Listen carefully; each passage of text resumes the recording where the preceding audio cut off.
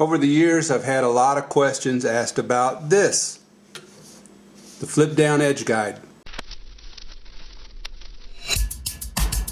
I've used this machine on a lot of projects that I've done. This is my Juki LU 1508. People ask me about this, the flip down edge guide.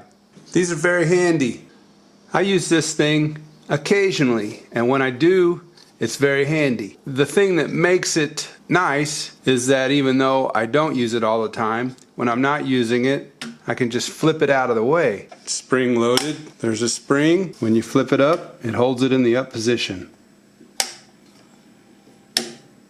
And I find that this doesn't interfere with any of my sewing. And I'll sew some pretty big bags and get into tight corners with this machine. This has not caused me a problem. I find that I use it on long runs when making items such as straps or belts. It's good in that you can set it and run your work against it and get a long straight line. This helps me do that very consistently. And then when you get to the ends, you can flip it up out of the way and do your more intricate sewing. And then if you go to the other side, which is another long run, you just flip it back down and get against it, and you can go and you can sew a lot of inches and feet worth of straps or belts, and the results will be very straight and uniform. So it's very good for that. So you kind of get the best of both worlds. You can use the guide on the long straight part to sew very accurately, and you can get it up out of the way when you're doing the ends. These are fairly affordable. The quality on them is not super highly machined or anything, but they are adjustable and versatile, given no more than these items cost. This will bolt straight on to a lot of different models. And if you follow the link in the description, the advertisement does a pretty good job of telling you whether this will go on your machine or not. The flip down edge guide is attached to the machine with these two screws. This machine and many others have these machined screw holes in the head already. So you'll want to check and make sure that your machine has these two holes, and check with the manufacturer of the flip down guide to see if it can be attached to your machine. One of the nice things about this are all the adjustments that can be made. So for instance, depending on how this arm comes to rest on your machine, you can adjust this to be parallel to your table. In other words, you don't want it to be crooked one way or the other, and then once you get it set to where you want it, you can tighten that down. There is a setting on this that controls how far it flips down. So you might think that that is coming to rest on the table when in fact it's not. So I can flip it down. There's a stop right here. So you can see that actually it's not touching the surface of the table.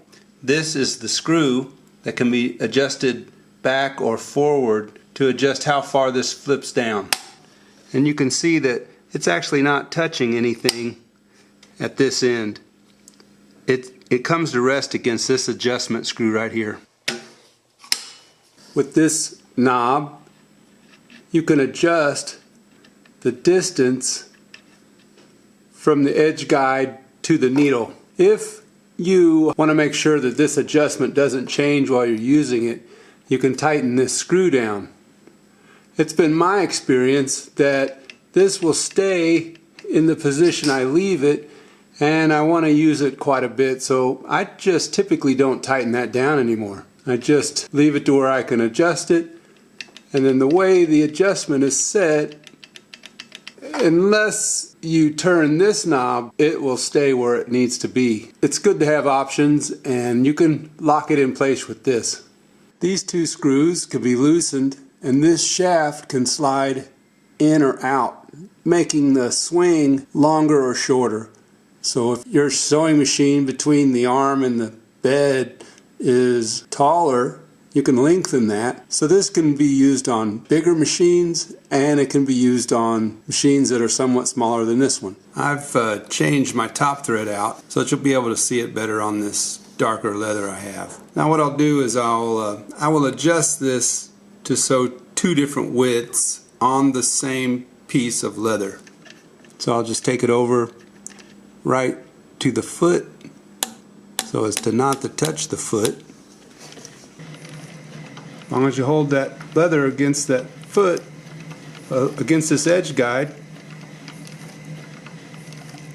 you'll get a nice straight stitch.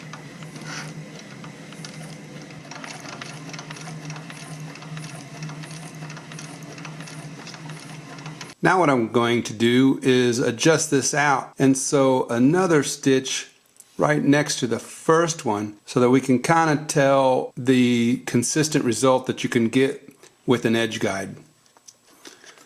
So I'll just put this back, and I'm going to set it up to where, as I'm looking at it, this stitch is on the edge of the foot, but the edge of the leather is against the edge guide. So I've got this adjusted now.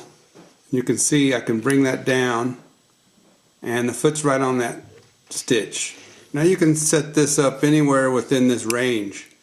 This is just where I've chosen to do it, and you can see I can go back to it consistently without much fanfare.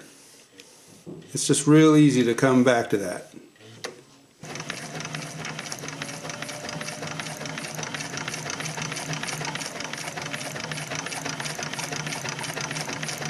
So you can see here you get nice consistent results, always parallel to the edge, and because we use the edge guide, each one is then parallel to the other stitch line. This is nice because you can get double needle accuracy with one needle if you're able to set up some work on an edge like this. If you're interested in getting your own, I'll have a link in the description. Alright, well, thanks again for watching my video. I am not sponsored, and I don't get paid to endorse this product. But if you do click on one of my affiliate links and purchase a product, I will get a kickback, and it won't cost you anything else. So that can help. If you like the video, give me a thumbs up. Be sure and subscribe to my channel. You can click the bell that's right next to the subscribed button, and you'll be notified every time I upload a new video. Thank you.